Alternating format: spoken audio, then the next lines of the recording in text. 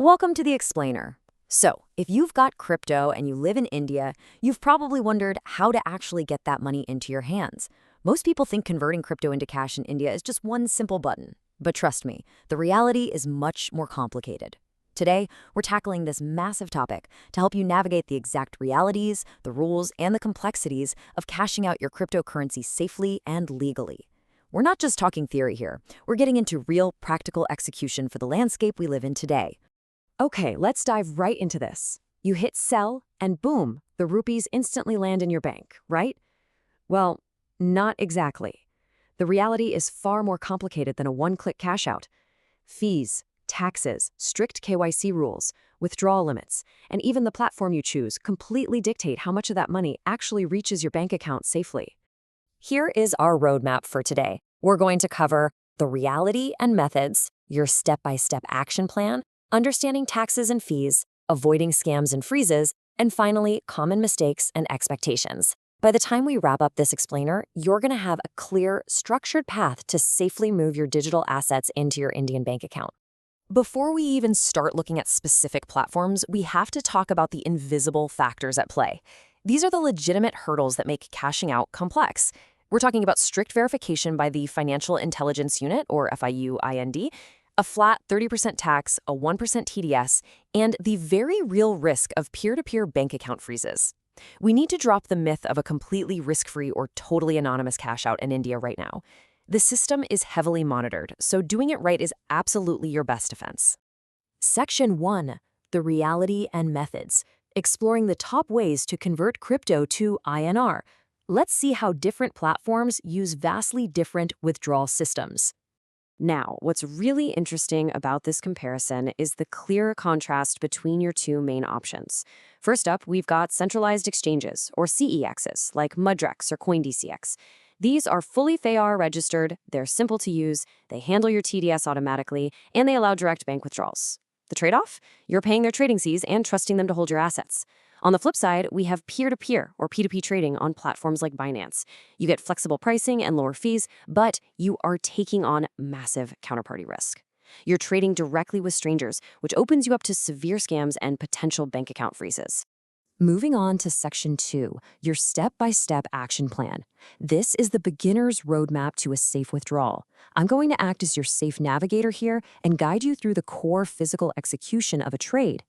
So here is the core chronological journey. Step 1, always choose an FIU-registered platform. Step 2, complete your KYC using your PAN and Aadhaar. Step 3, carefully transfer your crypto into the exchange, double-checking the blockchain network. Step 4, convert or sell that crypto on the exchange's INR market. Step 5, withdraw those funds to your linked bank account. Now listen, this is absolutely crucial. That bank account must exactly match your verified KYC name. Third-party withdrawals simply will not work and they'll get blocked. Finally, Step 6, make sure you download your transaction and TDS records for tax season. When you finally hit that withdraw button, here's what you can realistically expect for timelines. UPI via a domestic exchange is incredibly fast. We're talking usually under 10 minutes, but it's really best for smaller amounts. For medium-sized transactions, IMPS or NEFT can take anywhere from 2 to 24 hours, depending on standard banking hours. For high-value institutional exits, RTGS offers same-day settlement. And hey, if you're coming straight from a self-custody wallet, offer-it providers like OnMeta can process your funds into your bank in under 30 minutes. Let's jump into Section 3, understanding taxes and fees and how the government takes its cut. Just a quick reminder, this explainer is meant to break down the current legal landscape, not provide formal tax advice. 30%, yep. Under Section 115 BBH of the Income Tax Act, India levies a flat 30% tax on all crypto profits. And the really important thing you've got to understand here is that India does not allow any deductions for platform charges or gas fees. Plus, you absolutely cannot set off your losses from one token against your gains from another. It is a strict flat rate on your winners, period. On top of that 30%, we have the 1% TDS, or tax deducted at source, which is governed by Section 194S. This applies to almost all crypto transfers above specific thresholds. Honestly, think of this 1% as an advance tax payment. But more importantly, it creates a direct, transparent reporting trail linking your crypto activity directly to your PAN card and the income tax department. And this brilliantly illustrates exactly how that plays out. Let's look at a fictional math example. Say you bought 1 Bitcoin at 30 lakh rupees and you sold it at 40 lakh. Your total profit is 10 lakh rupees. Because of that flat 30% tax plus the 4% health and education cess, your effective tax rate is actually 31.2%. That means from your 10 lakh profit, 3,12,000 rupees goes directly to taxes. This is exactly why understanding the rules is vital. Your gross profit is very, very different from the net payout that actually hits your bank. Moving into Section 4, Avoiding Scams and Freezes, we're looking at the P2P nightmare and how to survive it. Honestly, this is arguably the most critical safety section of our explainer today. This timeline breaks down what legal experts call the chain freeze phenomenon. Imagine at 10 a.m., a random victim is defrauded in a fake job scam. At 10:15 a.m., the scammer takes that stolen money and uses it to buy your crypto on a P2P platform. You release your crypto thinking it's a completely clean trade, but on day 2, the original victim files a cybercrime complaint. By day 4, the police trace the flow of those stolen funds straight into your bank account, and boom, they freeze it. You're completely innocent, but you are caught right in the middle of a criminal's daisy chain. Which brings me to a really serious question for you. Are you using a burner bank account? If you're going to dive into P2P trading, mixing those funds with your life savings, your monthly salary, or the account you use to pay your rent is a recipe for total financial paralysis. A single bad trade can literally lock up everything you own. To protect yourself, you absolutely must practice strict P2P safety hygiene. Isolate your risk by using a dedicated burner bank account just for trading. Never ever accept third-party payments. The name on the bank transfer must exactly match the name on the exchange account, no exceptions. Only trade with verified merchants who have a 99% or higher completion rate.